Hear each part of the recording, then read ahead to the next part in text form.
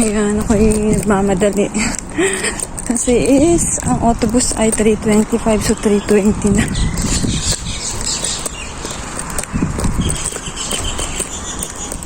Hintay ako nang pupunta ko sa Takana, sa estasyon. Init, nakalimutan ko ang sombrero.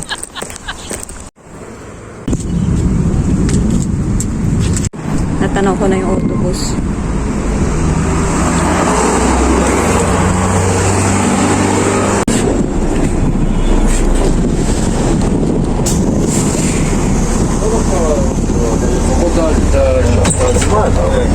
חבל כל יום מאשדוד לרחובות. כל יום נגיד 40 דקות. Sa autobus na ako. 5 yung pamasahe. 16 na lang pala naman ang kong harddisk ko. Kaya pa, aabot pa.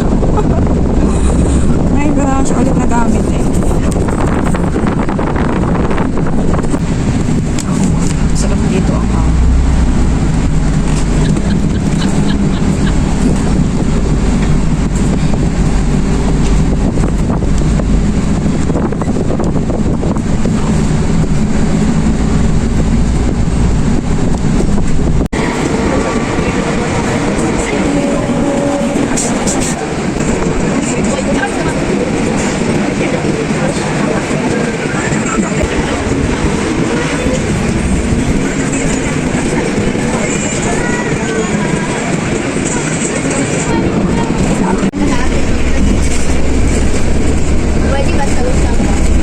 So ito yung malaking mall dito sa Kenyan. Sa Kenyan. Mall na nga pala yung Kenyan. Sa Rehoboth. Ito yung malaking mall. Iikot na lang ito pababa na ako.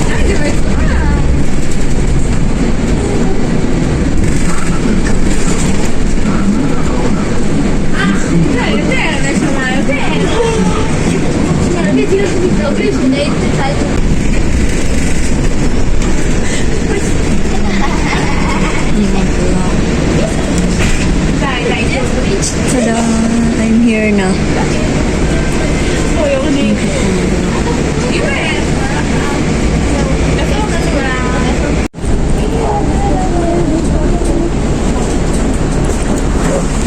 Ayan. Okay, pababa na. Tada! Nandito na mi. Ayan siya. Dito na mi. Sa Rehoboth. Ito pa yung mga bihag ng Hamas. Ayan. Ganyan pa sila kadami. Nandito ako sa Kenyon.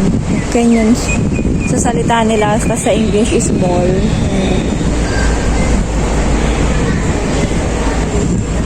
May tatagpuin lang ako.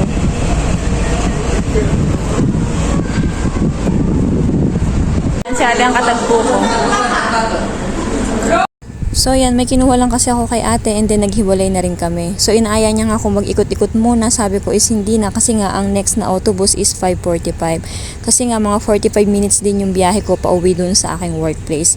So ang paalam ko kay Ima is saglit lang. So hindi ko rest hour to mga sisilab, nagpaalam lang talaga ako para makuha ko yung kailangan ko. Kasi nga ang tagal na nito, 1 buwan na rin siya.